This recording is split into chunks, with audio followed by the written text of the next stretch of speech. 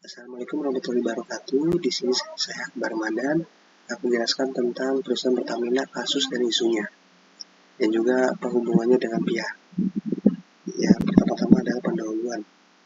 PT Pertamina adalah perusahaan minyak dan gas bumi milik negara Indonesia yang didirikan pada 10 Desember 1997 yang awalnya perusahaan ini dikenal sebagai PT Permin, kemudian berganti nama menjadi PT Permina pada tahun 1961 dan akhirnya menjadi PN Pertamin pada tahun 1968. Pada tahun 1917, Pertamina resmi menjadi bahan usaha milik negara, yaitu adalah BUMN. Pertamina adalah memang perusahaan minyak dan gas bumi berfungsi seperti motor dan kendaraan, motor dan mobil yang biasa ada di mana-mana untuk kendaraan umum dan masyarakat. Dan yang kedua itu adalah konsep dan teori. Konsep dan teori itu adalah konsepnya itu adalah kenaikan harga BBM. Kenaikan harga BBM Indonesia sering dipicu oleh fluktuasi harga minyak dunia. Pada September 2022, pemerintah memutuskan untuk menaikkan harga BBM bersubsidi seperti solar dan pertalite dengan alasan utama mengurangi beban anggaran negara akibat meningkatnya biaya subsidi yang mencapai triliunan. Pada saat itu memang banyak kasus dan di tahun September 2022 itu masih COVID. Jadi penurunan angka pasti ada penurunan. Yang kedua adalah teori dan permintaan dan penawaran.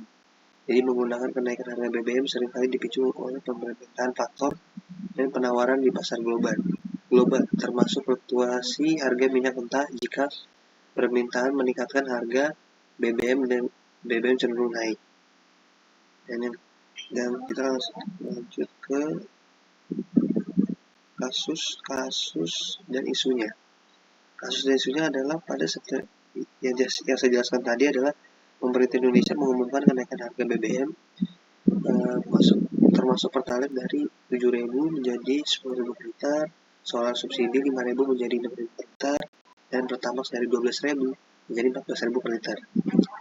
Dan alasan kenapa menaikinya itu adalah karena Presiden Joko Widodo menyatakan bahwa sekitar 70% subsidi BBM dinikmati oleh kalangan masyarakat mampu, sehingga pemerintah terpaksa menaiki harga untuk mengurangi beban anggaran subsidi yang melonjak dari 1.052 triliun menjadi 500 triliun.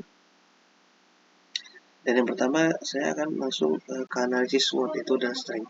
Di sini saya menjelaskan beberapa poin saja. Yang pertama adalah stabilitas energi yang membantu menjaga kestabilan harga pasokan BBM di dalam negeri. Dan kedua adalah daya tarik investasi dalam kebijakan subsidi yang tepat akan menarik investasi di sektor energi. Dan kita lanjut ke bagian yang kedua, itu adalah weakness, kelemahan.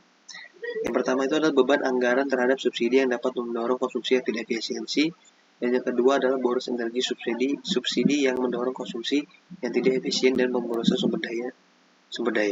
Dan yang keempat adalah opportunities, yaitu adalah peluang. Ya, yang pertama itu adalah transisi energi kepada kenaikan harga BBM yang bisa dijadikan dorongan untuk berinvestasi dalam energi terbaru. Dan yang kedua adalah inovasi teknologi menjadi kedorongan pengembangan teknologi hemat energi dan kendaraan ramah lingkungan. Dan kita lanjut ke bagian yang terakhir, yaitu adalah threats, ancaman. Threats itu yang pertama adalah ancaman dari ketidakpastian politik terkait kebijakan energi pemerintah yang berdampak pada kebijakan kenaikan harga BBM dan subsidi Pertamina. Dan yang kedua adalah kekhawatiran masyarakat terhadap kenaikan BBM yang menjadi isu dari yang menjadi ancaman dari Pertamina tersebut, karena masyarakat pasti risih adanya kenaikan BBM yang terus menaik. Dan selanjutnya adalah kesimpulan. Kesimpulannya adalah kenaikan harga BBM dan pengurangan subsidi merupakan isu yang kontroversial dan memicu beragam respon dari masyarakat. Masalah ini dapat menempatkan PR dalam posisi penting untuk mengelola komunikasi dengan efektif dan merespon perasaan dengan strategi komunikasi yang baik. PR dapat membantu Pertamina memitigasi dalam negatif dan membangun hubungan yang kuat dengan berbagai pemangku kepentingan terkait isu ini. Dan sekian, terima kasih. Mohon maaf bila ada kesalahan kata dan juga ada kesalahan pemahaman, karena saya juga sedang sariawan, jadi kata-katanya agak terbelit-belit, waktunya juga terbatas. Jadi itu saja yang saya bisa sampaikan. Terima kasih.